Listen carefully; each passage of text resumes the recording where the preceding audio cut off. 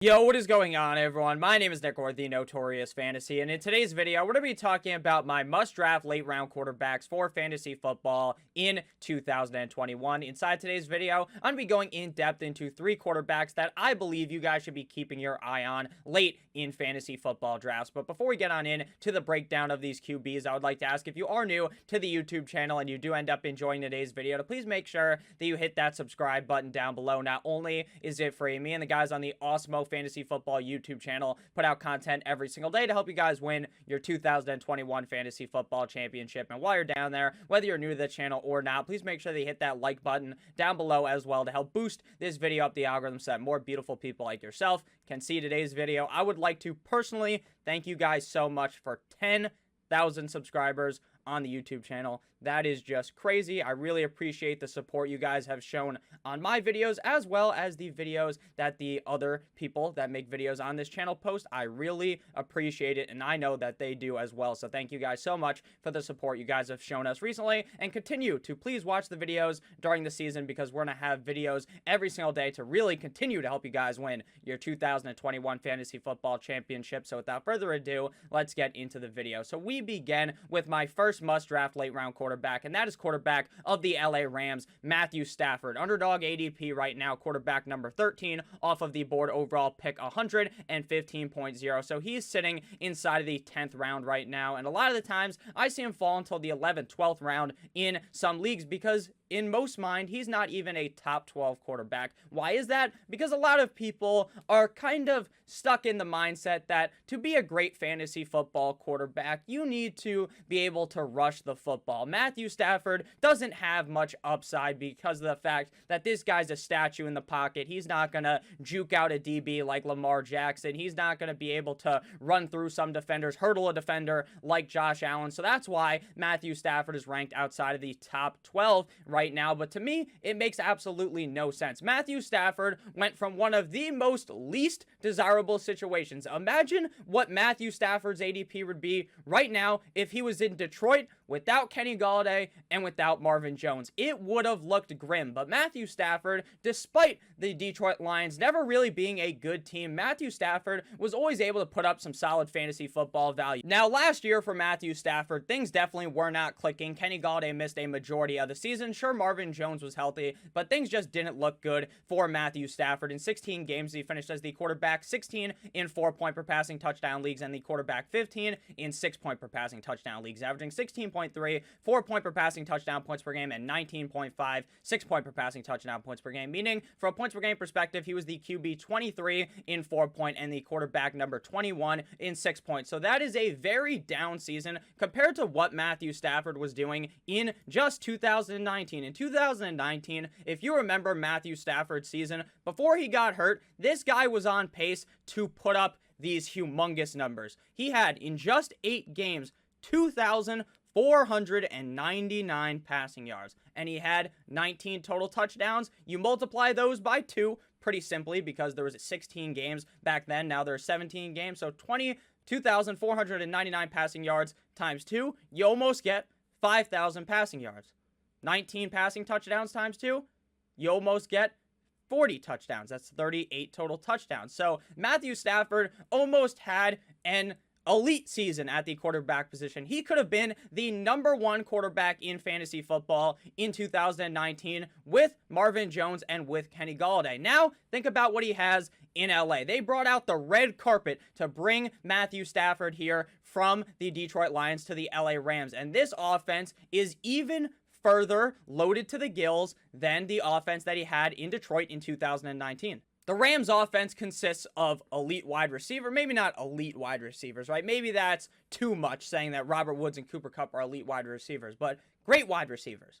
He has a great tight end in Tyler Higbee. He has Darrell Henderson with great pass catching ability. This is an offense that is centered around success for Matthew Stafford. And again, like I said off the rip of the video, Matthew Stafford is never going to rush for 500 yards in a season and get you that boost this way. But what Matthew Stafford can do is carve these defenses up like they're a pumpkin on Halloween. Last season, Matthew Stafford in Detroit had a 76.68% protection rate. That honestly doesn't seem that bad, right? But when you realize how bad that was, it was number 35, the 35th highest protection rate at quarterback. There are 32 starting quarterbacks in the NFL. That means when backups were thrown into the game, they were getting protected much better than Matthew Stafford. So imagine now he goes to LA with the Rams. Now, the Rams don't have this magical fortified offensive line that is impenetrable, right? But it has to be better than the 35th highest protection rate in the NFL. And even despite having such a shit tier offensive line, not protecting Matthew Stafford, he still had 528 passing attempts for 4,084 passing yards, 12th at the quarterback position, for 26 total touchdowns, 12th at quarterback, and he only ended up throwing 10 total INTs on the season, 26 touchdowns to 10 INTs. So I'm really just not understanding why Matthew Stafford is not ranked as a top 12 quarterback, because if things click on all cylinders, then Matthew Stafford could be a top 5 quarterback for fantasy football in 2021. You don't necessarily have to be fucking Lamar Jackson rushing the ball 7 million times to finish as a top 5 quarterback. But before we get into the breakdown of my second must-draft late-round quarterback, I would like to let you guys know that fantasy football is right around the corner, and Underdog is offering the biggest best ball tournament in history with a $3.5 million prize pool and over $1 million going to first place. Tune into our shows to get up-to-date NFL news and Underdog tips straight from our analysts. Deposit now using promo code Awesemo right below me, promo code Awesemo, and it gives you guys a free $25. Start your football season right and start it right now with Underdog Fantasy. Again, promo code Awesemo to get a free $25. Why wouldn't you do it? It is free money. So after we went ahead and talked about Matthew Stafford, next up is Joe Burrow, quarterback of the Cincinnati Bengals. Underdog ADP quarterback, 15 off the board. Overall pick 124.90. So he is going one round later right now, according to Underdog's ADP, than Matthew Stafford. Joe Burrow last year in 10 games finished as the quarterback number 25 in 4-point leagues and quarterback number 25 in 6-point per passing touchdown leagues, averaging 17.4 4-point per passing touchdown points per game and averaging 20 points per game in 6-point per passing touchdown leagues. From points per game perspective, he was the quarterback number 18 in 4-point and the quarterback number 19 in 6-point. Now, Joe Burrow obviously ended up getting hurt last season, and I believe that will impact him potentially early on in the season, because a lot of time with these huge injuries to your leg, Joe Burrow is going to play a little bit more scared, likely early on in the season. Meaning, I don't believe Joe Burrow is going to go out there and try to run past a defender or will try to run the ball very much, because he's going to be nervous that that injury can reoccur. A lot of things with these injuries, when I talked to a doctor, he told me that a lot of it is psychological. But what isn't psychological is the fact that Joe Burrow is cutting it very, very close to what a doctor would really allow for a player to come back from an injury like what Joe Burrow had.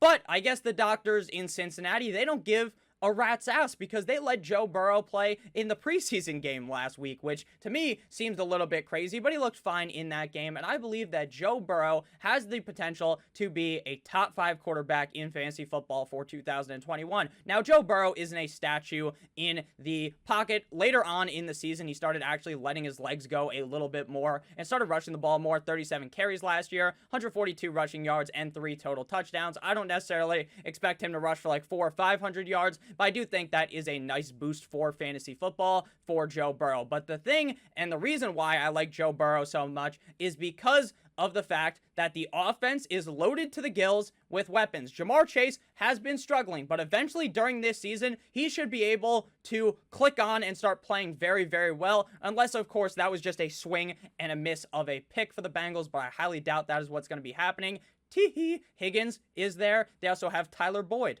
This is a very solid wide receiver core. The running back, Joe Mixon, who can catch passes. The offensive line, sure, is not very good. In the draft, instead of fixing the offensive line, patching the offensive line up, trying to fix the offensive line, they went ahead and drafted Jamar Chase in the first round. Makes sense, right?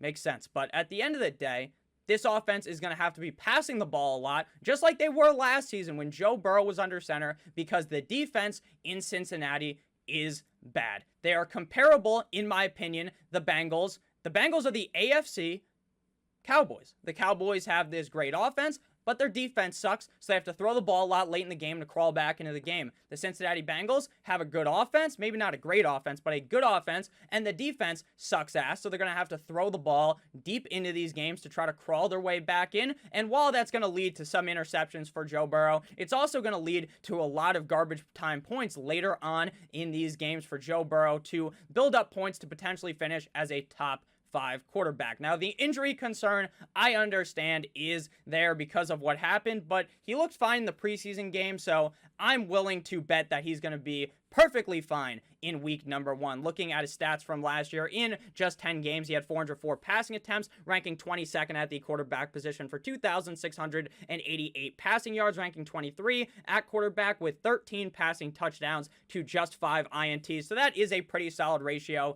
for a rookie quarterback, and I expect him to look definitely better this season. And as long as the offensive line is able to just hold up a little bit better than last season, Joe Burrow's upside is immense for fantasy football in 2021. Let me know down below in the comments who your guys' must-draft late-round quarterbacks are. What are the guys you are looking for later on in your draft if you don't get one of those elite, higher-end options at the quarterback position? But before we get into the final quarterback, I would like to let you guys know that the Awesemo Fantasy Football Draft Kit is available for season-long and best ball fantasy leagues. The same projections, tools, and analysis that we use in our NFL DFS goes into this package, which includes our draft wingman, best ball rankings and stacking guide, trade value chart, and much more. You'll also be receiving up to a $35 credit for Underdog and FFPC leagues. You can get this package for 33% off when you use promo code WINYOURLEAGUE at checkout. That's less than $10 for everything we have to offer for the season-long side, as well as best ball. Just click the link in the description of this video to activate the offer. Again, that is code WINYOURLEAGUE for 33% off, just $10 for a draft kit. So let's get back into it. The final must-draft late-round quarterback for me for fantasy football in 2021 is famous Jameis Winston, the W-eater himself of the New Orleans Saints. Underdog ADP, quarterback 21 off the board, pick 164.50. He is a 14th round pick, basically going undrafted in a majority of drafts. Now, I understand Jameis Winston is about as unpredictable as it gets, but if you remember his numbers from Tampa Bay, now I understand the wide receivers in New Orleans, they're not Chris Godwin, they're not Mike Evans, but Jameis Winston was able to play well that season, if you guys remember, down the stretch when Mike Evans as well as Chris Godwin were hurt. So Jameis Winston is a quarterback with a lot of upside on a team that is going to let Jameis Winston let it loose. In the preseason, Jameis Winston legitimately looked good. Like, that LASIK eye surgery that Jameis Winston got in the offseason appears to actually really be helping him. Now, I do understand that Taysom Hill will probably play at some point at the quarterback position. He will probably vulture some points away from Jameis Winston, just like he did in the past with Drew Brees. You saw that happen a bunch on the goal line. They tag Drew Brees out, they throw Taysom Hill in there, and he steals a couple of touchdowns. But at the end of the day, that is not going to scare me away from taking a quarterback who's basically going undrafted with the upside of Jameis Winston. Now, a lot of people are not talking about the fact that you can basically get Michael Thomas in like the 10th round and package Michael Thomas with Jameis Winston as your last pick. And I know for the first 6, 7, 8 weeks of the season, you can't use Michael Thomas. But after that, you can have Jameis Winston stacked with Michael Thomas in your lineup every single week, and this is going to be an offense that is going to be in games that are going to be high scoring. This is a very competitive kind of division. Obviously, the Carolina Panthers aren't the greatest team on earth, but what I'm talking about really is against the Falcons. Pretty pass-heavy attack in Atlanta. Up against the Tampa Bay Buccaneers. Those games are always close as well. So I think if Jameis Winston is really able to click this season, then things could go great. I mean, even when Jameis Winston in 2019 played in 16 games, he threw the ball 626 times for 5,109 passing yards. He also threw for 33 passing touchdowns. That year, he was quarterback number 8 in fantasy points per game. 2018, quarterback 11. 2017, quarterback 14. 2016, quarterback 18. And 2015, quarterback 16. And he's getting drafted as the quarterback 21. When this guy plays a majority of the games on the season, he is going to be nowhere near quarterback 21. So I don't understand why people are criminally underrating Jameis Winston. Now, the weapons there just are not it. I guess that is probably why people are fading him. But he's going to be perfectly fine with Marquez Callaway, with Traquan Smith, with Alvin Kamara. He could throw the ball 20 times to Alvin Kamara in the game, and he would score a shit ton of fantasy points. Jameis Winston